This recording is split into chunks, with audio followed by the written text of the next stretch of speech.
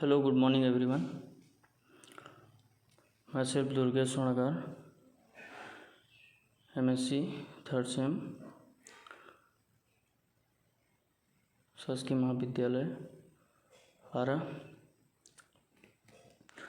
मेरा seminar topic है air pollution. Air pollution के बारे में आप सभी परिचित होंगे। तो एयर वायु हमारी ज़िंदगी का अत्यंत आवश्यक तत्व है। वायु प्रदूषण को स्पष्ट रूप से परिभाषित नहीं किया जा सकता। वायु कुछ गैसों का और कुछ नमी का मिश्रण है। इनमें कुछ अक्रिय पदार्थ भी हैं। हम विश्व के किसी भी हिस्से में शुद्ध वायु प्राप्त नहीं कर सकते। जब हम सांस लेते हैं तो ऑक्सीजन के साथ साथ कुछ अन्य गैसें और पदार्थ हमारे श्वसन तंत्र में प्रवेश करते हैं। इससे पहले कि वायु प्रदूषण के बारे में बात करें, आवश्यक होगा कि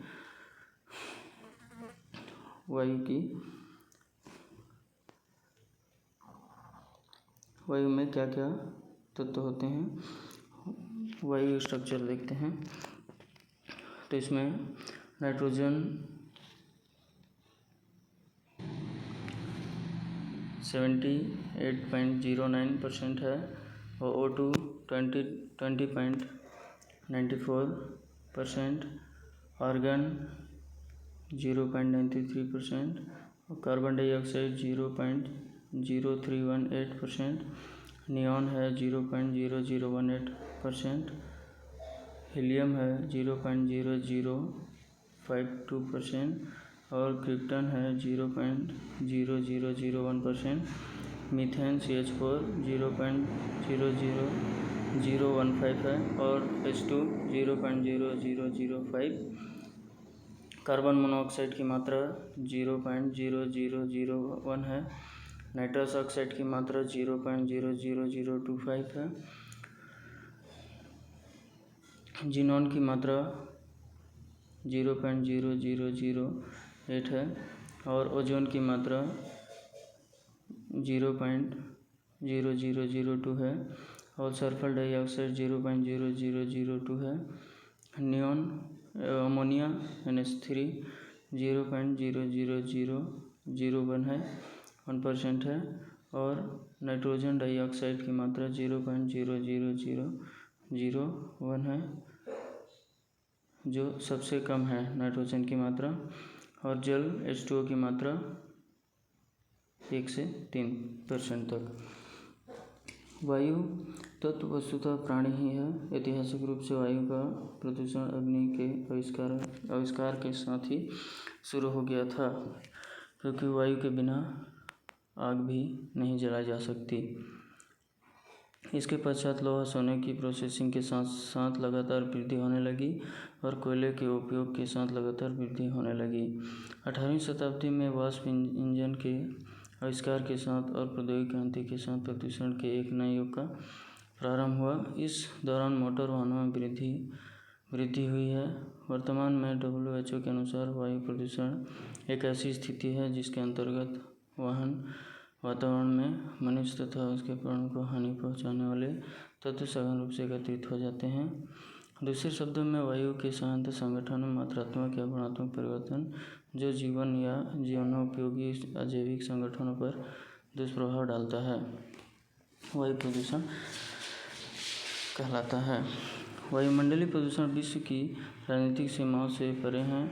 यह अपने स्रोतों से दूर के वायुमंडल और मानवीय बस्तियों को प्रभावित करता है। मानवीय क्रियाकलापों से उत्पन्न प्रदूषण में विद्युतीकृत विशेष कोयले पर आधारित, जहाँ बिजली उत्पादन होती है वहाँ अम्ल वर्षा, मोटर वाहन, कीटनाशक, जंगल में आग, कृषि कार्यों द्वारा उत्पन्न कचरा, सिगरेट का धुआं, रसोई का धुआं आदि प्रमुख कारक हैं।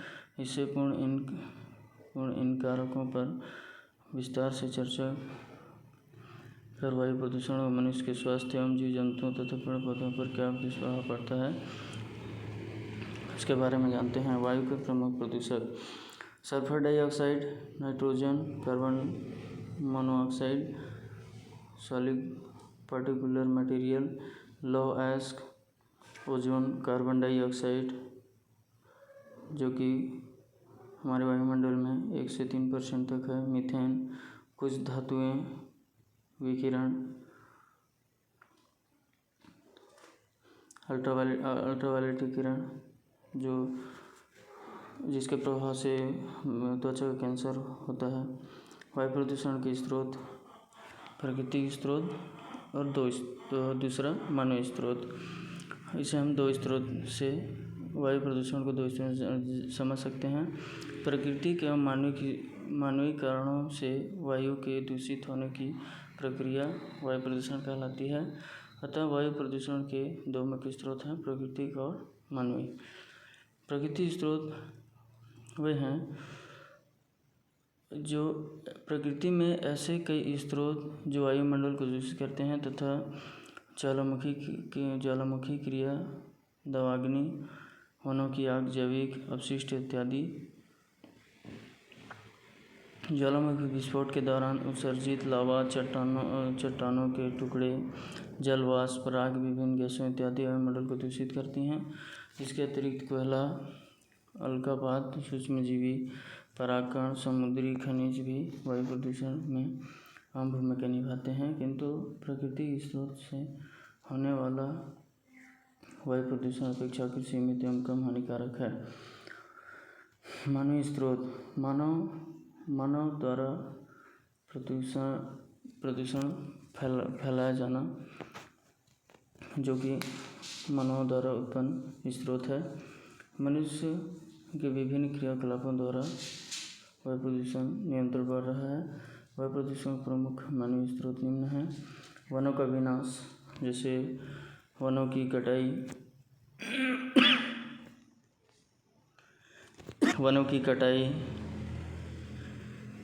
वनों की अधिक मात्रा में कटाई होना, जिसका उपयोग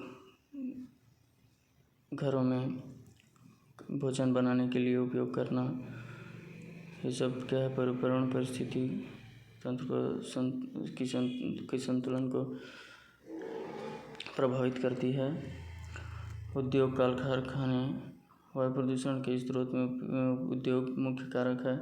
औद्योगिक क्रांति के फलस्वरूप संपूर्ण विश्व में औद्योगिकीकरण हुआ, परंतु साथ ही वायु प्रदूषण जैसी गंभीर समस्याओं में बढ़ोतरी हुई। उद्योगों की चिमनियों में निकलने वाली विभिन्न गैसें, कार्बन डाइऑक्साइड, सल्फर मोनोऑक्साइड,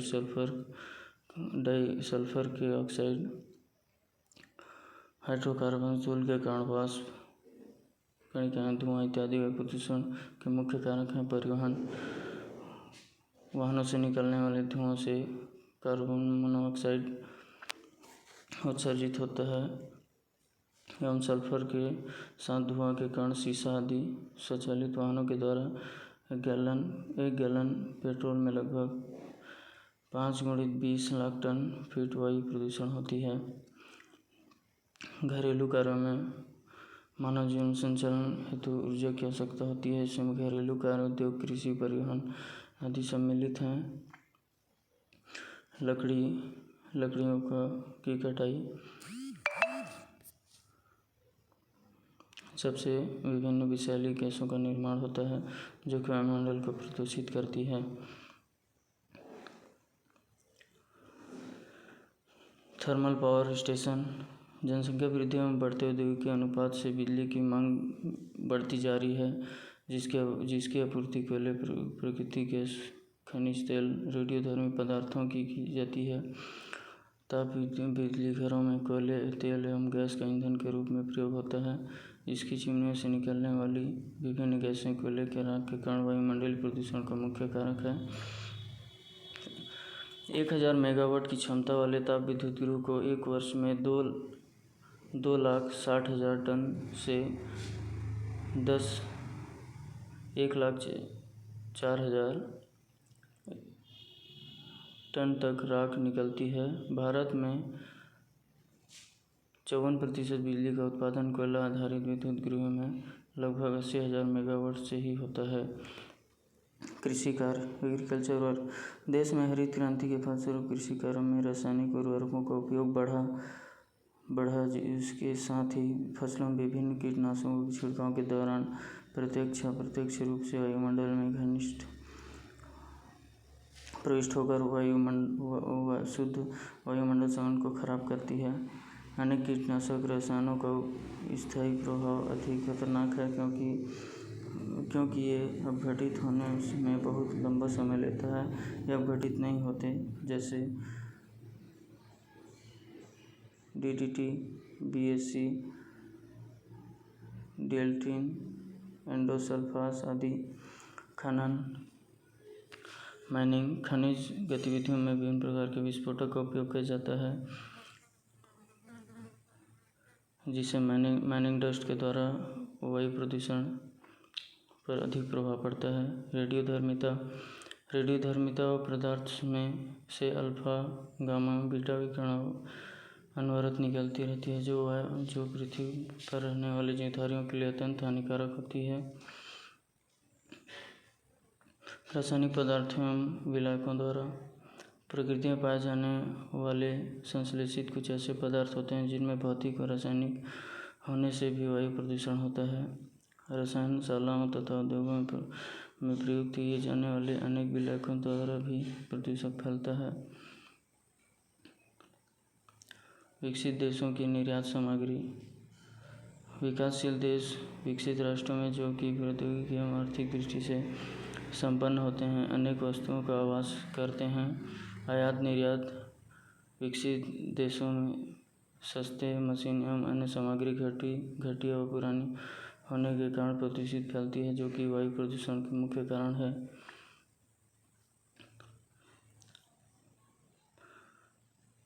अन्य जैसे निर्माण कार्य, आग्नेय अस्त्रों का प्रयोग, आतिशबाजी इत्यादि से वायु प्रदूषण को बढ़ावा मिलता है। नियंत्रण व उपाय। वायु प्रदूषण के नियंत्रण व उपाय। वायु प्रदूषण के घातक प्रभाव को देखते हुए विश्व के विकसित देशों में 1950 से 60 के दशक के बाद से जो तेजी से वायु प्रदूषण के नियंत्रण के उपाय व विकसित तकनीकी का सहारा लिया जा रहा है, यही सभी संपर्क क्षेत्रों या नाभिक स्थलीय उद्योगों, विकेंद्रीय एवं संभावित प्रदूषित क्षेत्रों के निकट अनेक प्रकार के नियंत्रण एवं प्रबंधन संबंधी कार्य प्रारंभ किए गए हैं, जहां ऐसे सभी स्थानों एवं भीड़ वाली सड़कों के किनारे प्रदूषण मानक यंत्र लगाए जा चुके हैं। प्रदूषण की सभी दशाओं में अधिकतम सहनशीलता की सीमा भी व्यापक रूप से निश्चित की जा चुकी है। सभी प्रदूषण पैदा की जाने वाली कारखानों द्वारा प्रदूषण नियंत्रण एवं प्रबंधन हेतु यहाँ के सरकारों व प्रशासन के द्वारा दंडों के अनुसार उपकरण व विशिष्ट तकनीक का उपयोग भी किया जाने लगा है। भारत में भी 1970 के दशक से ही प्रदूषण के व्यापक प्रभावों के बारे में विशेष अध्ययन किए गए हैं। वर्तमान में सभी महानगरों में औद्योगिक केंद्रों में प्रदूषण मापक यंत्र लगाना प्रशासन ने अनिवार्य कर दिया है। देशों के कई संस्थाएं काम में लगी हुई हैं जिससे प्रदूषण को मापा जा सके। इनमें से नागपुर की राष्ट्रीय पारिस्थितिकी एवं परिवेश शोध संस्थान, प्रमुख विश्वविद्यालयों में पर्यावरण विभाग, भारतीय टेक्नोलॉजी संस्थान, भामा आणविक शोध केंद्र, मुंबई, पर्यावरण नियोजक एवं समन्वय की राष्ट्रीय समिति, भारत सरकार का केंद्रीय स्वास्थ्य एवं श्रम मंत्रालय आदि के नाम उल्लेखनीय है।